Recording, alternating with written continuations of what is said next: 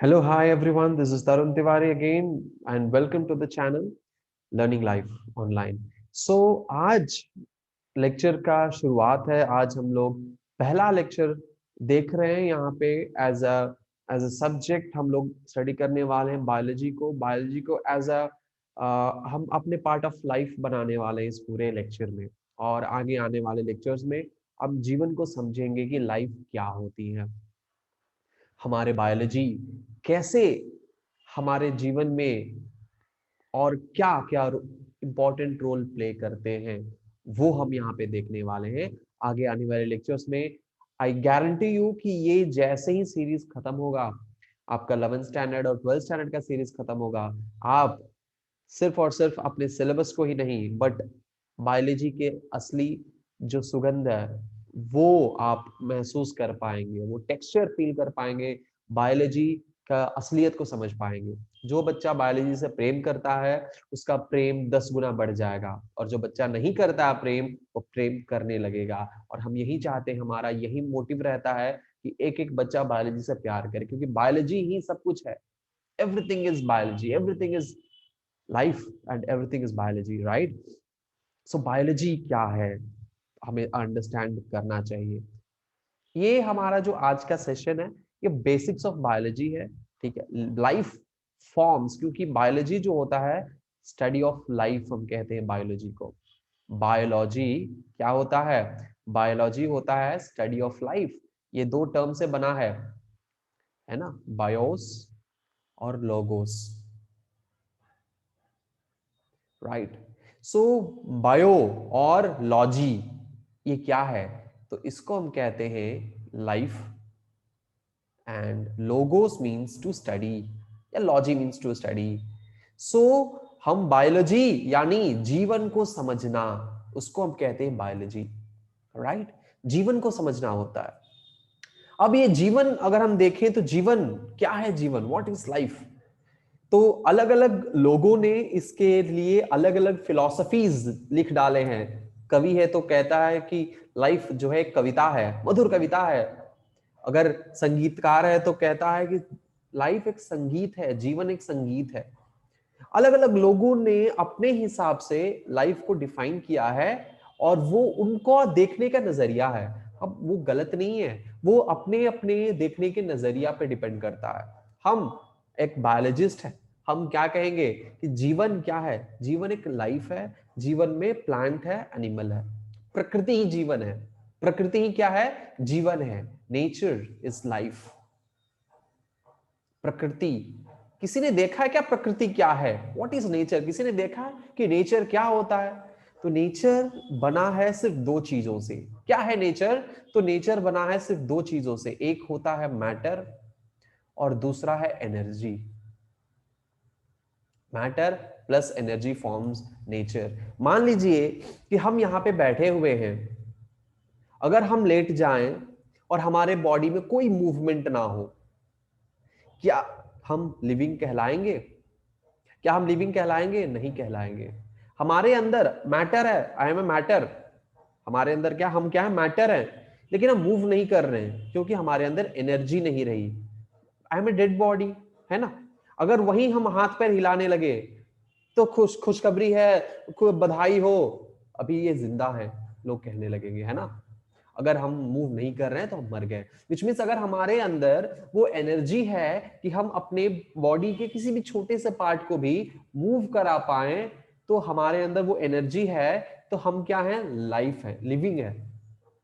अगर हमारे अंदर से वो एनर्जी निकल गई है तो हम डेड बॉडी हैं, राइट? सो एनर्जी मैटर में अगर है तो वही नेचर है, वही लिविंग है। और ये एनर्जी क्या है? क्या ये एनर्जी मूव कर सकती है? एनर्जी मूव कर सकती है। क्या ये एनर्जी मेटाबॉलिज्म कर सकती है? क्या ये एनर्जी रेस्पिरेशन कर सकती है? क्या है ये? तो हमारे नेचर को हम ये भी कह सकते हैं कि नेचर में दो चीजें सम्मिलित है, एक लिविंग और दूसरा नॉन लिविंग। एक लिविंग सम्मिलित है और दूसरा नॉन लिविंग सम्मिलित है। तो अगर लिविंग है तो बिना नॉन लिविंग के लिविंग सरवाइव नहीं कर सकता है। इसी को तो कहते हैं ना इकोसिस्टम। या इकोसिस्टम, बायोस्फीयर, है ना। बायोस्फीयर एक ऐसा जगह है दोनों इंटरेक्ट करते हैं, है ना, दैट फॉर्म्स इकोसिस्टम। अगर मान लीजिए कि लिविंग में मिस्टर तरुण तिवारी क्या है, एक लिविंग ऑर्गेनिज्म है, ठीक है, लेकिन वहीं अगर टेम्परेचर, अगर सनलाइट नहीं है, अगर हीट नहीं है, तो टेम्परेचर बॉडी का बहुत ड्रॉप हो जाएगा और हम मर जाएंगे। टेम्परेचर का बहुत ज्यादा हो गया तो भी मर जाएंगे। हमें सांस लेने के लिए ऑक्सीजन की जरूरत है, कार्बन डाइऑक्साइड की जरूरत है, गैसेस की जरूरत है। वो सब क्या आएंगे, वो सब नॉन लिविंग में आएंगे। यानी लिविंग को सरवाइव करने के लिए हमें नॉन लिविंग की जरूरत है, और ये दोनों मिलकर ही प्रकृति बनते हैं। तो प्रकृति में क्या क्या आ सकते हैं, धरती, अर्थ, और अर्थ से सराउंडिंग जितने भी मटेरियल्स जो हमें दिखाई देते हैं वो सब क्या है, नेचर है। वो सब नेचर है जो नेचुरली हमारे अर्थ पर प्रेजेंट है, वो नेचर है। क्या है, नेचर है। जैसे mountain, air, water, life, tree, everything is a part of A nature.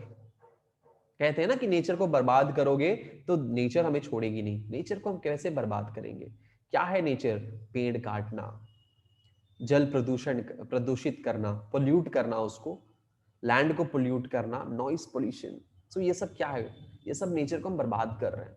तो इसीलिए हमें उसके एडवर्स इफेक्ट्स भी हमें आते हैं, हमें परेशान करते हैं। So that is what it is, nature, matter plus energy. और इसी से हमारा बायोलॉजी भी रिलेटेड है। बायोलॉजी और इस नेचर से अलग नहीं है, बायोलॉजी नेचर ही है। क्योंकि बायोलॉजी में हम क्या पढ़ते हैं? बायोलॉजी में हम पढ़ते हैं बॉटनी के बारे में, बायोलॉजी में हम पढ़ते हैं जूलॉजी के बारे में। यही दो ब्रांच है, बॉटनी एंड जूलॉजी। बॉटनी में हम प्लांट्स के बारे में पढ़ते हैं, जूलॉजी में हम एनिमल्स के बारे में पढ़ते हैं। यही दो चीज है ना, और यही है नेचर, प्लांट्स एंड एनिमल्स। और प्लांट्स एंड एनिमल्स को डेवलप करने के लिए, ग्रो करने के लिए, सरवाइव के लिए हमें नॉन लिविंग की जरूरत है। That is what a part of A nature, right.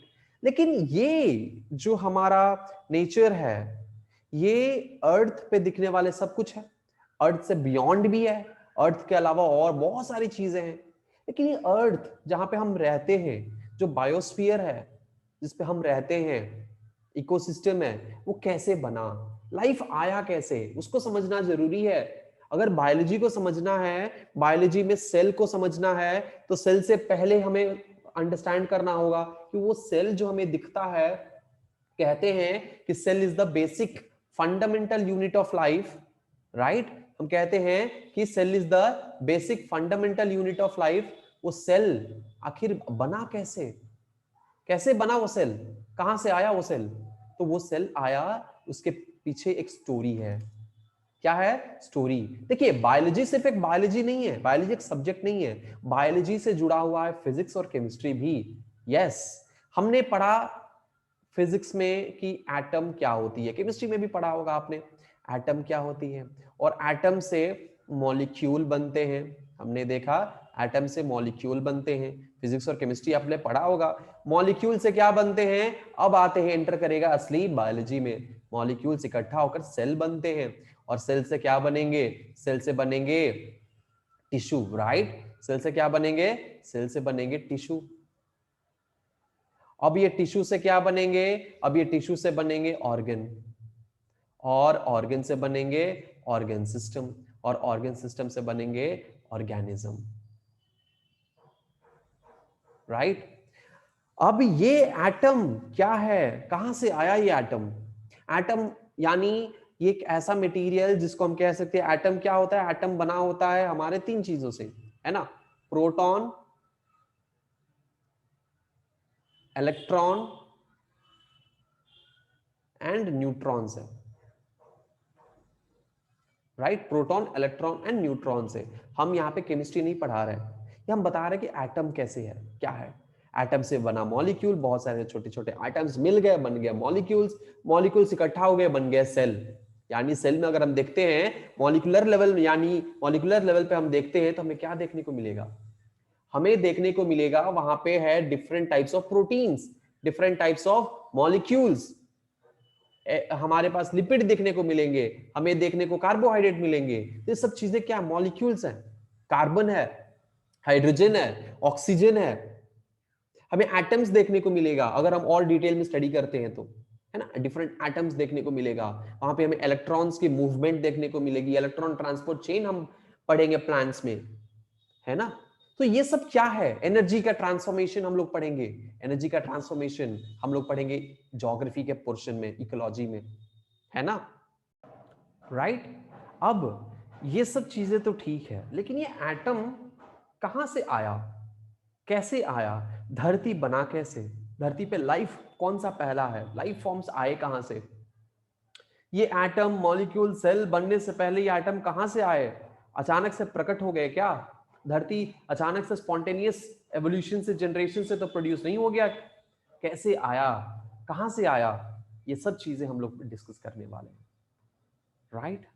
तो अर्थ यानी हाउ लाइफ फॉर्म्स, लाइफ बना कैसे, तो लाइफ इसके समझने के लिए हमें 5 मिलियन, यानी नॉट 5 मिलियन कहेंगे हम, यहां से हमें मिलियंस ऑफ इयर्स बैक हमें पीछे जाना होगा, और हम वहां पे जब जाएंगे तो देखेंगे कि धरती जो आज कुछ इस तरह से दिख रही है वो इस तरह से थी नहीं,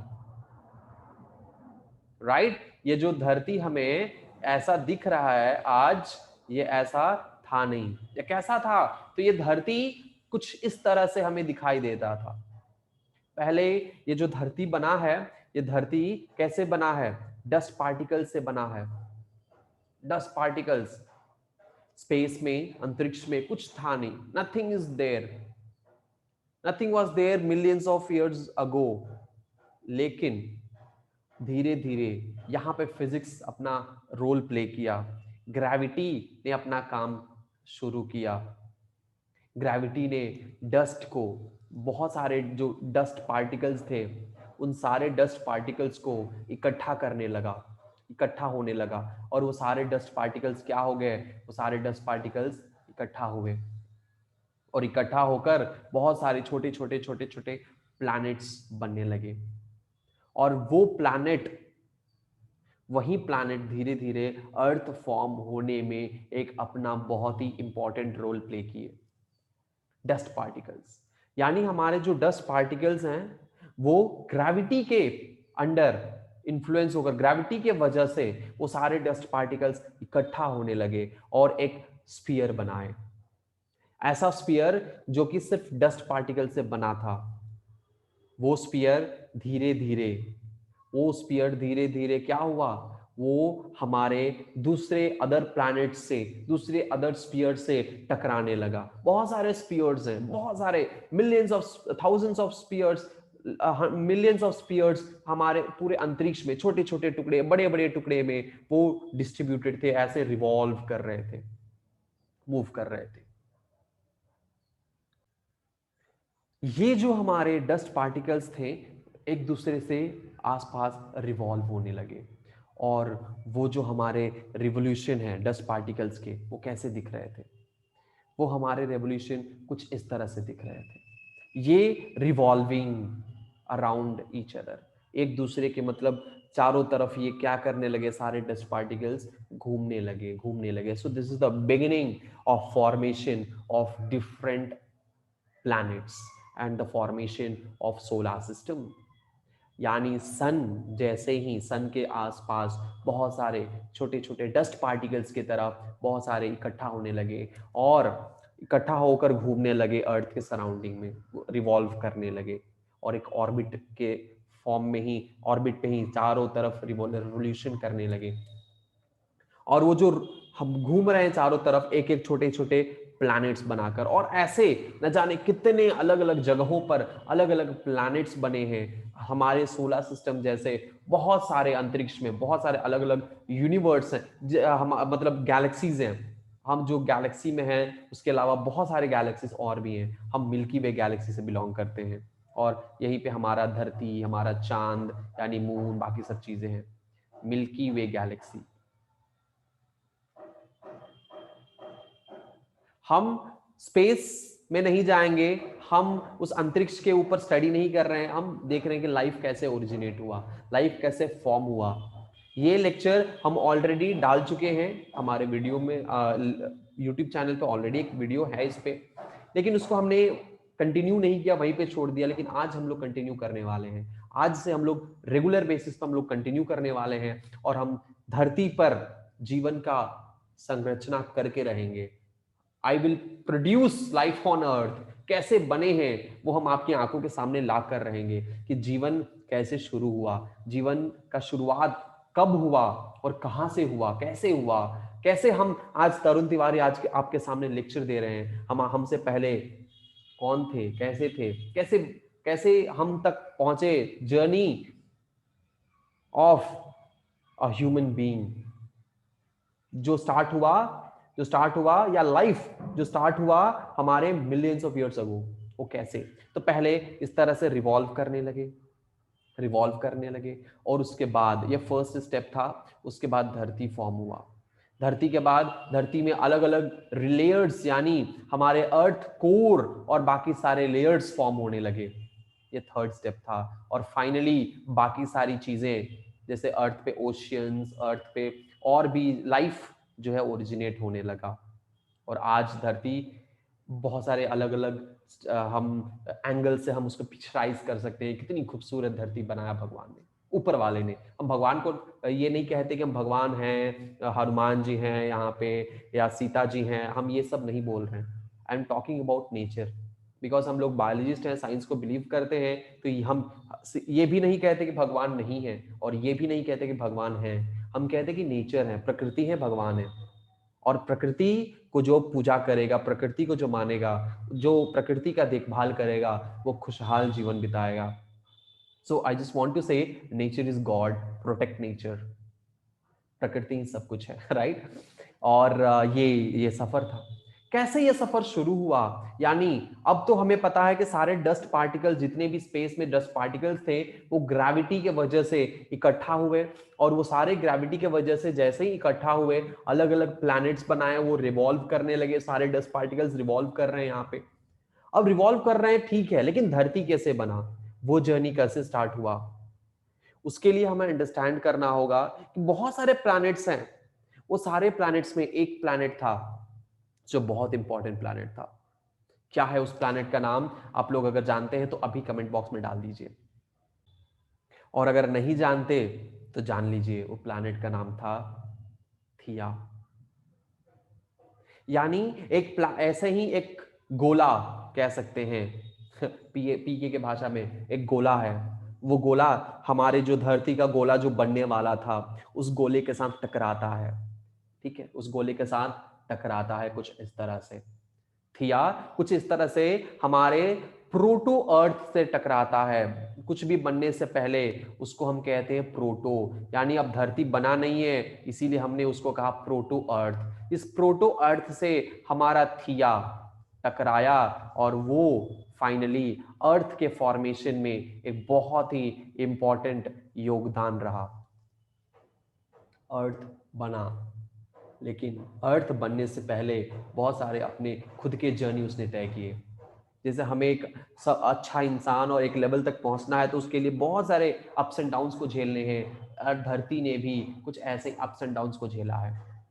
प्रोटो अर्थ थिया से जब टकराया तो बना एक बहुत ही बड़ा एक्सप्लोशन, और वो एक्सप्लोशन ऐसा था, बिग बैंग थियरी कहिए या बहुत सारे और भी कई सारे आपको आर्टिकल्स मिल जाएंगे, गूगल पे सर्च करिएगा तो, राइट। वो बहुत ही बड़ा एक्सप्लोसिव, वहां पे दोनों टकराने के बाद छितर बितर हो गया, पूरा एकदम ब्लास्ट, और मिलियंस ऑफ छोटे छोटे पार्टिकल्स में, पत्थरों में डिवाइड हुआ, अलग अलग पत्थरों में वो डिवाइड हुआ।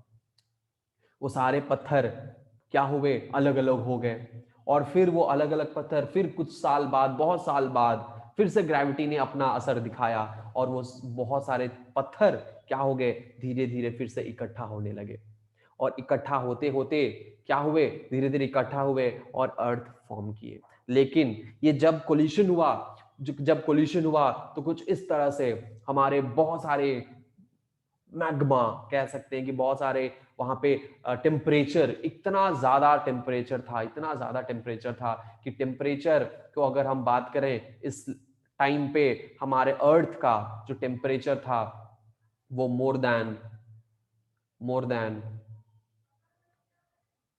2000 फ़ारेनहीट था।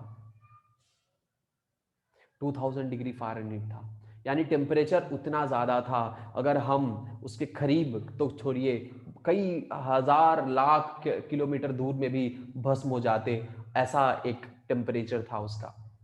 इतने टेम्परेचर में क्या आपको लगता है कि लाइफ फॉर्म हो पाएगा? कैसे इस टेम्परेचर से निकलकर आज हम ठंडा वाला जैकेट पहनने लायक टेम्परेचर तक कैसे धरती ने अपना सफर तय किया? जानने के लिए जुड़े रहिए इस चैनल के साथ, लर्निंग लाइफ चैनल के साथ। और सब्सक्राइब नहीं किया तो प्लीज सब्सक्राइब कर लीजिए। इस वीडियो को थोड़ा सा भी अच्छा लगा आपको, हल्का सा भी 1% भी, तो लाइक जरूर कर दीजिएगा। और हाँ, इसमें हम और क्या क्या चीजें ला सकते हैं, किस तरह से हम ग्राफिक्स में दिखा सकते हैं आपको, और कैसे हम आपको समझा सके, ये चीजें मुझे कमेंट बॉक्स में आप बता सकते हैं। कुछ अपना सुझाव फीडबैक हो तो बता सकते हैं। इस धरती ने कैसे ये टेम्परेचर को पार किया और अपना लाइफ को आगे बढ़ाया, यानी अपने फॉर्मेशन को, अपने क्रिएशन को आगे बढ़ाया और हमें एक खूबसूरत सा इस धरती को दिया। धरती बना, कैसे बना, ये हम देखेंगे अगली वीडियो में। तब तक के लिए अपना ख्याल रखिए, पढ़ते रहिए, और आई आई अश्योर यू कि ये मजा आएगा, लेक्चर्स में मजा आएगा। तो प्लीज जुड़े रहिए, लाइक करिए, शेयर करिए, दोस्तों में बताइए कि ऐसा एक चैनल है भाई जिसमें एक टीचर है जो इस तरह की चीजें बताते हैं। लाइक करिए, शेयर करिए, कमेंट करिए अपने फीडबैक, सब्सक्राइब करिए, और मिलते हैं अगले लेक्चर में। तब तक के लिए बाय बाय, जय हिंद।